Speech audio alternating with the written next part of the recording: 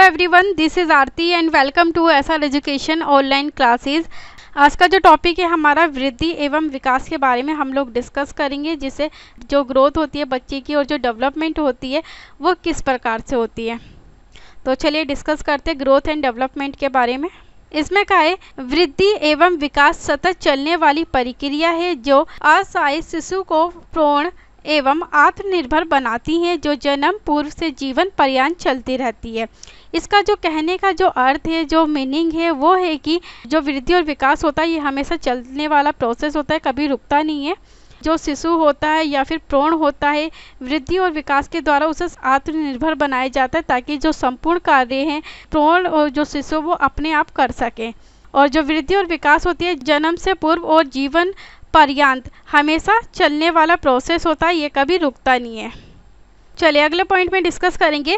शिक्षा मनोविज्ञान बालक के विकास की विभिन्न अवस्थाओं तथा उनमें होने वाले शारीरिक, मानसिक, सामाजिक, संवेगात्मक, नैतिक विकास का ज्ञान कराता है, जिनके द्वारा विभिन्न अवस्थाओं में बालक के द्वारा ज्ञान के ग्रहण करने की क्षमता का ज्ञान प्राप्त किया जा सके।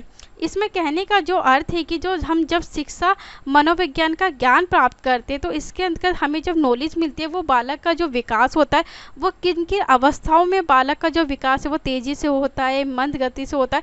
ये सारी चीज़ें हमें कहाँ से प्राप्त होती है, एजुकेशन साइकोलॉजी के अंतर्गत जब हम पढ़ते हैं तो हमें इसका ज्ञान होता है। बालकों में कौन कौन से परिवर्तन देखने को मिलते हैं विकास के अंतर्गत, जैसे बच्चे का शारीरिक विकास डेवलप होता है, बच्चे का मानसिक विकास डेवलप होता है, बच्चे का सामाजिक विकास डेवलप होता है, बच्चे में संवेगात्मक विकास विकसित होता है, बच्चे का नैतिक विकास विकसित होता है। ये सारा जो संपूर्ण ज्ञान है ये हमें एजुकेशन साइकोलॉजी के अंतर्गत प्रोवाइड होता है। और शिक्षा मनोविज्ञान के अंतर्गत ही बालक की जो सारी अवस्थाएं होती है उसको ईजिली हम कैसे ग्रहण कर सकते हैं, कैसे प्राप्त कर सकते हैं, और बच्चों को सही समय पे और किस लेवल के अनुसार हमें बच्चों को पढ़ाना है, और इसका भी हमें ज्ञान और नॉलेज प्रोवाइड की जाती है शिक्षा मनोविज्ञान के अंतर्गत, ताकि जो बालक है, बालक की रुचि, बालक की एज, बालक की आयु का हम ध्यान रख के बालक को सही प्रकार से लर्निंग प्रोवाइड कर सकें। इसलिए बाल मनोविज्ञान का हर शिक्षक को ज्ञान होना बहुत ज़रूरी होता है।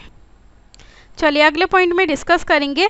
वृद्धि एवं विकास आगे बढ़ने की ओर संकेत करते हैं, यानी कि जो वृद्धि होती है, बच्चे का विकास होता है, ग्रोथ होती है या फिर डेवलपमेंट होता है, ये बच्चे को हमेशा आगे बढ़ने की ओर संकेत करता है और हमेशा बढ़ावा देता है।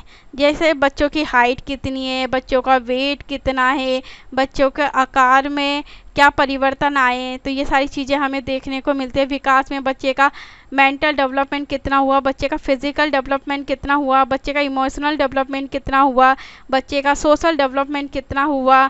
जैसे जैसे बच्चे की नॉलेज बढ़ती है, बच्चे का ज्ञान बढ़ता है, बच्चे की आयु बढ़ती है, एज बढ़ती है, उसी तरह जो वृद्धि और विकास की जो प्रक्रिया है वो भी तीव्र हो जाती है। अगले पॉइंट में डिस्कस करेंगे जो वृद्धि या फिर ग्रोथ की जो मीनिंग होती है, जो अर्थ होती है वो क्या रहती है। इसमें क्या है कि जो ग्रोथ होती है वो कोषीय वृद्धि से है, यानी कि जो वृद्धि कैसी होती है, कोषीय होती है हमेशा, और इसे हम माप सकते हैं। जैसे अभी मैंने आपको बताया बच्चे का वेट हम नाप सकते हैं, उनकी हाइट को नाप सकते हैं और उनके आकार को हम ईजिली माप सकते हैं। तो कैसी होती है वृद्धि, हमेशा मात्रात्मक होती है। चलिए अगले पॉइंट में डिस्कस करेंगे कि विकास का जो अर्थ होता है बहुत व्यापक होता है, बहुत बड़ा होता है, और या फिर हम इसे दूसरे शब्दों में कहेंगे बहुत विस्तार होता है।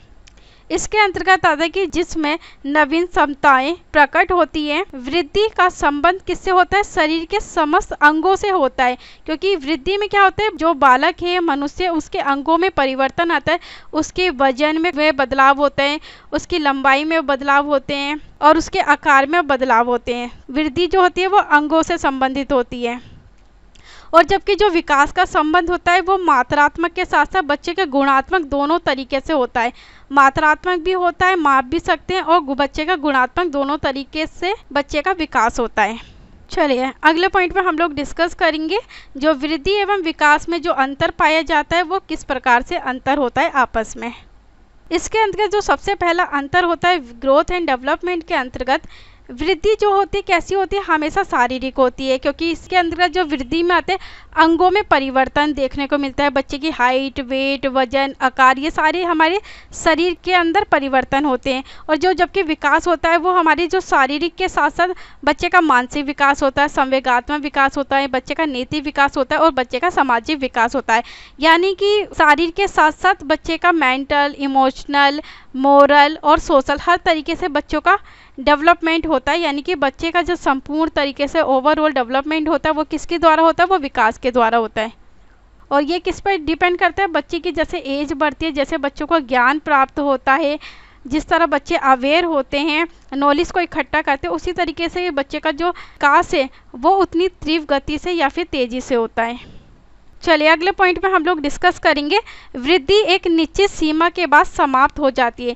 जो वृद्धि होती है, जो ग्रोथ होती है वो कैसी होती है, एक समय सीमा निर्धारित होती है और उस समय सीमा के बाद जो वृद्धि होती है क्या होती है, समाप्त हो जाती है। और जबकि जो विकास होता है वो जीवन पर्यंत चलने वाली प्रक्रिया, यानी कि विकास कभी रुकता नहीं है। जब तक मनुष्य जीवित रहते हैं उनका जो विकास है वो चलता रहता है।